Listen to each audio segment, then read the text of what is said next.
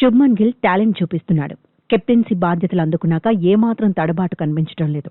బ్యాటర్గాను ముందుండి నడిపిస్తున్నాడు. 4వ స్థానంలో పర్ఫెక్ట్గా సెట్ అయిపోయాడు. కోహ్లీ వదిలేసిన స్థానంలో సెటిల్ అయిపోయాడు. చాలా కంట్రోల్తో బ్యాటింగ్ చేస్తున్నాడు. ఇంగ్లాండ్తో ఆడిన 2 టెస్టుల్లోనూ అదరహం అనిపించాడు. ఎడ్జ్బాస్టన్ టెస్ట్ తొలి ఇన్నింగ్స్లో డబుల్ సెంచరీ సాధించిన శుభ్మన్ గిల్ 2 ఇన్నింగ్స్ల్లోనూ దంచుకొట్టాడు. తొలి ఇన్నింగ్స్లో భారత్కు భారీ ఆధిక్యం దక్కడంతో మరింత దూకుడు చూపించాడు.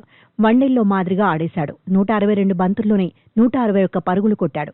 8 సిక్స్లు 13 ఫోర్లతో కీలక ఇన్నింగ్స్ ఆడాడు. 99.38 స్ట్రైక్ రేట్ను నమోదు చేశాడు. కెప్టెన్ ఇన్నింగ్స్తో మెస్మరైజ్ చేశాడు. 2 ఇన్నింగ్స్ల్లో కలిపి 430 పరుగులు సాధించాడు. 1990లో భారత్పై గ్రాహం గూచ్ తర్వాత ఇండియా ఇంగ్లాండ్ మ్యాచ్లో శుభ్మన్ గిల్ అత్యధిక పరుగులు చేశాడు. ఒక టెస్టులో వరుసగా 2 ఇన్నింగ్స్ల్లో 150కి పైగా స్కోర్లు సాధించిన రెండో ఆటగాడిగా నిలిచాడు. 1980లో అలన్ బోర్డర్ తర్వాత ఈ ఘనత సాధించిన ఆటగాడు శుభ్మన్ గిల్. ఒక టెస్టులో సెంచరీతో పాటు డబుల్ సెంచరీ చేసిన 9వ ఆటగాడిగాను శుభ్మన్ గిల్ రికార్డుల్లోకి ఎక్కాడు. భారత్ తరపున ఈ ఘనత సాధించిన రెండో ఆటగాడిగా నిలిచాడు. గతంలో గవాస్కర్ కూడా ఈ ఫీట్ను అందుకున్నాడు. ఒక టెస్టులో 2 సెంచరీలు కొట్టిన మూడో భారత కెప్టెన్గా శుభ్మన్ రికార్డు సృష్టించాడు. గతంలో గవాస్కర్, విరాట్ కోహ్లీ ఈ ఘనతలను సొంతం చేసుకున్నారు. ఇంగ్లాండ్లో ఒక టెస్టులో 2 సెంచరీలు కొట్టిన రెండో భారత ఆటగాడిగాను గిల్ రికార్డుల్లోకి ఎక్కాడు.